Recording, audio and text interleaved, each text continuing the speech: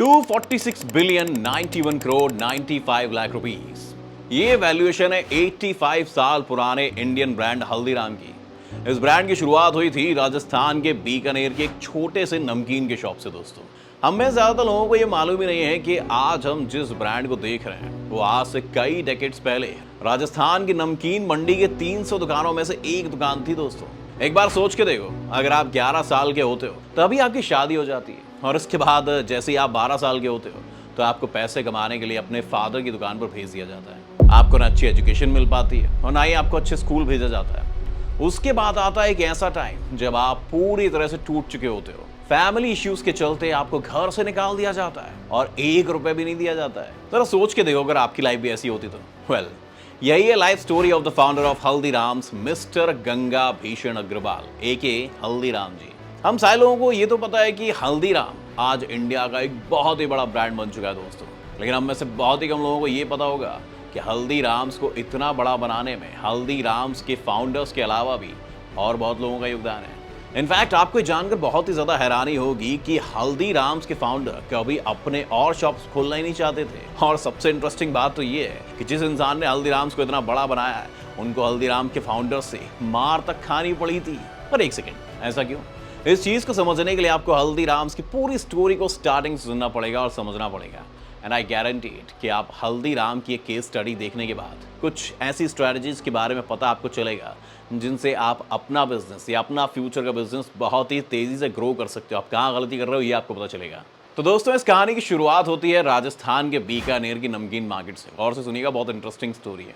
इस मार्केट में क्या था, 300 से भी ज़्यादा नमकीन की शॉप्स थी, जिसमें से एक थी हल्दीराम जी के फादर की भी। इंटरेस्टिंगली हल्दीराम जी की जो शादी है ना, वो कब 11 साल के हो गए उन्हें पता ही नहीं चला। मतलब इतने छोटे तो थे, तभी उनकी शादी भी हो गई, ये कहने का मतलब है मेरा। इसके बाद हल्दीराम जी को उनकी रिस्पॉन्सिबिलिटीज भी समझाने के लिए उनके फादर के नमकीन शॉप पे भेजा जाता था। और आपको तो ये जानकर बहुत हैरानी होगी कि हल्दीराम जी को कभी भी स्कूल ही नहीं भेजा गया और उनको घर में ही मारवाड़ी और मैथ्स पढ़ाई जाती थी। आई नो आप क्या सोच रहे हो, ये मारवाड़ी मैथ्स क्या होता है? Let me make it very simple for you. हम सारे लोगों को पता है कि सिंपल मैथ्स किस तरह की होती है, तो इससे थोड़ा सा डिफरेंट मारवाड़ी मैथ्स कुछ इस तरह से पढ़ाई जाती है। फॉर सपोज आपके पास 150 रुपए किलो दाल है ना, और ये दाल 2 लोगों को 2.5 किलो बेचनी है आपको, और कस्टमर के पास केवल 500 का नोट है। तो अब आपको कितने रुपए का सामान देना है, कितने रुपए बचाने हैं और कितने रुपए रिटर्न करने, इन सारी चीजों के बारे में अच्छे से समझाना आ जाता है। अगर आपको, उसको कहते हैं मारवाड़ी मैथ्स। बिल्कुल हिसाब किताब वाला मैथ्स सिखाया जाता है और कुछ नहीं बम्बैया बगैती, क्योंकि उद्देश्य तो वही है ना, धंधे बैठना है, गल्ला संभालना है, नोट गिनना है। So back to the point, Haldiram ji के फादर जी की नमकीन शॉप थी, उस पर मोटी भुजिया बिकता था, जबकि हल्दीराम जी फीकी भुजिया बनाया करते थे। हल्दीराम जी ने क्या किया, अपने भूखी बुआ से उनके भुजिया बनाने की रेसिपी के बारे में डिटेल में अच्छे से पढ़ाई लिखाई करी, जाना उसको, और अच्छे से भुजिया बनाना सीखने के बाद हल्दीराम जी ने अब खुद के भुजिया बनाना चालू कर दिया। और यहीं से शुरुआत होती है हल्दीराम जी के द ग्रेट भुजिया बिजनेस की। हल्दीराम जी अब डेली भुजिया में नए नए एक्सपेरिमेंट्स करते रहते थे, जैसे कि कभी भुजिया में नींबू मिला देना, कभी जीरा मिला देना, कभी कभी तो बहुत ज़्यादा हल्दी भुजिया में मिक्स कर देना, एंड सो ऑन। ऐसे एक्सपेरिमेंट्स करते रहते थे। लेकिन हल्दीराम जी को अपने नमकीन शॉप को बाकी 299 नमकीन शॉप से डिफरेंट बनाना था, जिस चीज़ के कारण लोग हल्दीराम जी की नमकीन को ज़्यादा से ज़्यादा लोग बाय कर सकें। और ये करने के लिए उन्होंने 2 बड़े स्टेप्स उठाए। पहला, भुजिया में मोठ यूज़ करना चालू किया, जो कि इसके पहले किसी ने कभी नहीं किया था। और दूसरा स्टेप था कि अपनी भुजिया का नाम डूंगर सेव रखा उन्होंने। दरअसल डूंगर उस वक्त के राजस्थान के राजा का नाम था, जो कि पूरे राजस्थान में काफ़ी ज़्यादा फेमस थे। जिसके बाद भाई साहब हल्दीराम की भुजिया का टेस्ट को बीकानेर का हर इंसान जानने लग गया, फेमस हो गई। लेकिन क्या बिजनेस में सक्सेस पाना इतना ईजी काम है दोस्तों? बिल्कुल नहीं, क्योंकि इसके बाद फैमिली कॉन्फ्लिक्ट की वजह से हल्दीराम जी और उनकी वाइफ को घर से और प्रॉपर्टी से बेदखल कर दिया गया। जी हाँ, और अब हल्दीराम जी के पास 1 रुपए भी नहीं बचे थे। लेकिन हल्दीराम जी ने हार नहीं मानी और इधर उधर से पैसे जुगाड़ कर मोठ की दाल बेचना चालू कर दिया। और आपको ये जानकर हैरानी होगी कि जब उन्हें घर से निकाला गया तो इस घटना के बाद हल्दीराम जी ने एक स्ट्रीट हॉकर बन के काम करना शुरू कर दिया, क्योंकि उनके पास इतने पैसे भी नहीं थे कि वो खुद की एक शॉप भी ओपन कर सके। लेकिन ये प्रॉब्लम हल्दीराम जी को ज़्यादा टाइम तक नहीं हुई, क्योंकि हल्दीराम जी के एक पुराने कस्टमर ने हल्दीराम जी को बीकानेर के चिंतामणि कॉम्प्लेक्स में एक शॉप दे दी। अब इसी के साथ हल्दीराम जी और उनकी पत्नी उस शॉप पे रात के 2-2 बजे तक जाते थे और 5-6 बजे तक नमकीन रेडी करते थे और सारा काम कंप्लीट होने के बाद सुबह के 7 बजे दुकान खुल जाती थी। हल्दीराम जी और उनकी वाइफ अर्ली 1950s में हर महीने कम से कम 400 से 500 किलो नमकीन सेल कर लेते थे। आई नो आप क्या सोच रहे हो, अब तो हल्दीराम जी का बिजनेस मतलब ठीक ठाक ही चल रहा है, कहाँ ज़्यादा उनको मतलब प्रॉफिट हो रहा है। लेकिन ऐसा बिल्कुल भी नहीं है, क्योंकि हल्दीराम जी अपनी सेल से सुपर हैप्पी थे और अब वो अपने नमकीन बिजनेस से ना फुली सेटिस्फाइड थे। अगले 5 सालों तक हल्दीराम्स केवल 400 से 500 किलोग्राम नमकीन ही सेल करते थे भैया। But the game changes in 1955 दोस्तों, जब हल्दीराम जी कोलकाता में अपने एक फ्रेंड की बेटी की शादी में जाते हैं और अपने फ्रेंड की रिक्वेस्ट पर खुद भुजिया बनाते हैं सारे मेहमानों के लिए। और इस चीज़ के चलते जितने भी लोग हल्दीराम जी के हाथों का भुजिया खाते हैं वो लिटरली क्रेजी हो जाते हैं उस भुजिया के लिए। कहते हैं भाई साहब बहुत बढ़िया भुजिया बनी है, हमें भी खानी है। इस इंसिडेंट के बाद भाई साहब हल्दीराम जी को हजारों रिक्वेस्ट आती हैं कि वो कोलकाता में भी अपने एक ब्रांच ओपन करें, लेकिन हल्दीराम जी किसी की रिक्वेस्ट नहीं मानते। पर जब उनके फ्रेंड उनसे रिक्वेस्ट करते हैं तब वो मना नहीं कर पाते, कहते हैं चलो खोल लेते हैं। But still apart from this Haldiram ji ने फैसला किया कि वो कोलकाता में ज़्यादा इन्वेस्टमेंट वगैरह नहीं करेंगे, इसीलिए उन्होंने कोलकाता में एक स्ट्रीट हॉकर की तरह शुरुआत की। लेकिन काफ़ी अच्छा रिस्पॉन्स मिलने के बाद हल्दीराम जी एक 8 स्क्वायर मीटर की जगह ले लेते हैं जहाँ पर सिर्फ और सिर्फ एक ही आदमी खड़ा हो सकता है।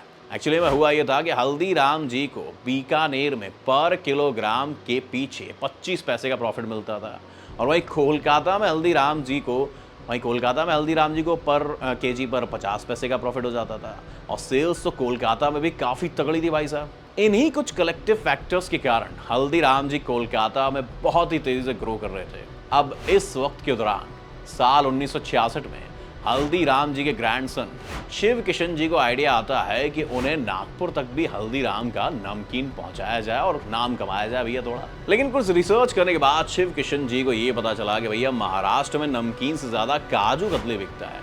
इसी कारण हल्दीराम्स ने नागपुर में एक स्वीट शॉप की शुरुआत की दोस्तों। उस टाइम वो डेली 100 रुपए की सेल्स करते थे, जो कि पर मंथ रफली 3000 रुपए होता है। अगर आपको कम लग रहा है तो मैं आपको बता दूं कि भैया उस वक्त एक IAS की एनुअल इनकम 5000 रुपए की होती थी। अब जब शिव किशन जी ने ये ऑब्जर्व किया कि हल्दीराम जी की ग्रोथ नागपुर में बाकी स्टेट्स के मुकाबले ज्यादा फास्ट हो रही है, उन्होंने फैसला किया कि वो नागपुर में एक रेस्टोरेंट ओपन करेंगे और वही था हल्दीराम का फर्स्ट एवर रेस्टोरेंट। इसके बाद साल 1981 में नागपुर में हल्दीराम के 4 और आउटलेट्स ओपन हुए। लेकिन हल्दीराम की स्टोरी सुनने में जितनी अच्छी लग रही है ना, एक्चुअली वो उतनी अच्छी है नहीं दोस्तों, क्योंकि अब स्टोरी में कैच है। Let me break down this for you. तो जैसा कि आई टोल्ड यू बिफोर कि हल्दीराम जी की शुरुआत बीकानेर से हुई थी, उसके बाद वो कोलकाता में गए, फिर मूव हुए दिल्ली में, और हल्दीराम की सेल्स हर जगह अच्छी हो रही थी एक्सेप्ट बीकानेर, जहाँ की ये थी। लेकिन गुरु ऐसा कैसे हो सकता है? वेल, क्योंकि बीकानेर का कंट्रोल अभी भी हल्दीराम जी के हाथ में ही था और बाकी जगहों पर उनके बेटे और पोते मैनेज कर रहे थे। आपको जानकर हैरानी होगी कि बीकानेर में अभी भी हर मंथ 500 से 600 किलो नमकीन ही बिकता था उनका। बस बीकानेर वालों को मालूम ही नहीं था कि इंडिया में बोलबाला चल रहा है इसका। लेकिन बीकानेर का गेम भी चेंज होना स्टार्ट हो जाता है जब 1975 में हल्दीराम जी के एक और बेटे मनोहर लाल जी CA की पढ़ाई करके बीकानेर आते हैं। और आते ही मनोहर लाल जी ने क्या किया, हल्दीराम्स के बीकानेर के बिजनेस में मल्टीपल डिफेक्ट्स ऑब्जर्व किए बीकानेर वाली ब्रांच में। लेकिन हल्दीराम जी उन डिफेक्ट्स को सॉल्व नहीं होने देते थे, क्योंकि उनको लगता था कि भैया उनका बिजनेस अभी भी बेस्ट ही है और वो जिस स्टेज पर है उससे ऊपर कोई कभी नहीं पहुंच सकता। बाहर में जाए, दुनियादारी में कमा रहा हूँ बहुत है, मैं सुखी हूँ। आपको जानकर बहुत ही ज़्यादा हैरानी होगी कि मनोहर लाल जब भी चेंजेस करते थे उनको अपने दादाजी और पिताजी से मार तक खानी पड़ती थी। लेकिन हल्दीराम जी ने ठान लिया था कि वो बीकानेर के बिजनेस को भी बाकी स्टेट्स के बिजनेस की तरह ही ग्रो करेंगे। मनोहर लाल जी ने बीकानेर के बिजनेस में मंथली 2 डिफेक्ट्स को डिटेक्ट किया। पहला, पैकेजिंग। हल्दीराम का बिजनेस काफ़ी बढ़ चुका था, लेकिन अभी भी हल्दीराम कुछ सेल करता था तो वो लोकल पैकेट्स में होता था। कई चीज़ के कारण अगर किसी को हल्दीराम का कोई प्रोडक्ट अच्छा लगा तो वो फिर से वही नहीं खरीद पाता था। इसलिए हल्दीराम जी ने सोचा कि वो पैकेजिंग का नया स्टाइल लेंगे जिसमें उनके हर प्रोडक्ट पर उनका नाम मेंशन हुआ होगा। अब आदमी ने नमकीन खा लिया, अरे कौन सी थी, किस नाम से मांगू, पता ही नहीं है। तो इन्होंने कहा पैकेजिंग बदलेंगे। ऑफ कोर्स इसकी वजह से कॉस्टिंग बहुत बढ़ जाएगी, लेकिन इससे सेल्स पर भी बहुत फर्क पड़ेगा। दूसरा, लोकेशन। तो मेन मार्केट में मनोहर लाल जी ने ऑब्जर्व किया कि हल्दीराम से राजस्थान के ट्रैवलर्स कुछ तो मिस कर रहे हैं, क्योंकि जो ट्रैवलर्स होंगे वो रेलवे से 4 किलोमीटर अंदर आकर 300 नमकीन की दुकानों में से हल्दीराम की एक दुकान चूज नहीं करेंगे नमकीन लेने के लिए, है ना। इसलिए मनोहर लाल जी ने ये डिसाइड किया कि वो रेलवे की साइड स्विच करेंगे। लेकिन इंटरेस्टिंग बात ये थी कि मनोहर लाल जी ने ये डिसीजन लेने से पहले एक बार भी किसी से नहीं पूछा, और लिटरली इस वजह से मनोहर लाल जी को मार तक खानी पड़ी थी। खानदान में जूते चप्पल हो गए, उनके घर वालों लगा मारे से बिना पूछे डिसीजन लेगा क्या। लेकिन मनोहर लाल जी से उनके फादर और ग्रैंडफादर ज़्यादा दिनों तक नाराज़ नहीं रह सके, क्योंकि इन चेंजेस के अगले कुछ सालों में बीकानेर का प्रोडक्शन 500 किलोग्राम पर मंथ से 1981 तक 3000 किलोग्राम पर मंथ तक हो जाता है। हल्दीराम जी ने कभी सोचा भी नहीं था कि उनकी कभी इतनी सेल भी हो सकती है, क्योंकि उनको लगता था कि वो जितना सेल ऑलरेडी कर रहे हैं वो बेस्ट है और उससे ज़्यादा शायद ही कोई कर सकता है। हमें ज़्यादा लोगों को पता क्या लगता है कि जब भी एक ब्रांड बन जाता है ना तो उसको एक्सपैंड करने में ज़्यादा डिफिकल्टीज नहीं होती हैं, लेकिन ज़्यादातर केसेस में ऐसा नहीं होता है। तो हल्दीराम के सिनेरियो में भी कुछ ऐसा ही हुआ। साल 1976 में हल्दीराम्स ने दिल्ली में एक शॉप के लिए 30,000 रुपये का एडवांस पे किया था, जो कि उस टाइम पर लाखों क्या करोड़ों की वैल्यू रखता था। लेकिन वो सारे के सारे पैसे डूब जाते हैं सेवरल रीजंस की वजह से, उन्हें लॉस हो जाता है। लेकिन हल्दीराम जी ने इस घटना के होने के बावजूद भी साल 1983 में दिल्ली में अपना एक वर्कशॉप इनॉग्रेट किया, जिसकी कीमत 10 लाख रुपए थी। लेकिन इस कहानी में भी एक कैच है दोस्तों। 1983 के टाइम पे क्या हुआ, एंटी सिख राइट्स अपने पीक पर थे, और इसी कारण से उन्होंने दिल्ली में हल्दीराम्स की इस वर्कशॉप को जलाकर राख कर दिया। बट अगेन इस घटना के 2 साल बाद 1985 में हल्दीराम्स ने दिल्ली में 2 शॉप्स खरीदे, and as a result Haldiram's ने दिल्ली में एक्सपेंड होने के लिए जितना स्ट्रगल किया था उससे कई गुना ज़्यादा अच्छा रिस्पांस दिल्ली से उन्हें मिला। यहाँ तक कि हल्दीराम को दिल्ली में कभी वेयर हाउस बनाने की जरूरत भी नहीं पड़ी, क्योंकि माल कभी एक्स्ट्रा बचता ही नहीं था भाई साहब। लेकिन इन सारी चीज़ों के बावजूद भी बहुत सारे लोगों के मन में ये डाउट था कि आखिर अब तक हल्दीराम का IPO क्यों नहीं लॉन्च हुआ है। तो इसका मेन रीज़न है कि हल्दीराम्स फैमिली कई हिस्सों में डिवाइडेड है।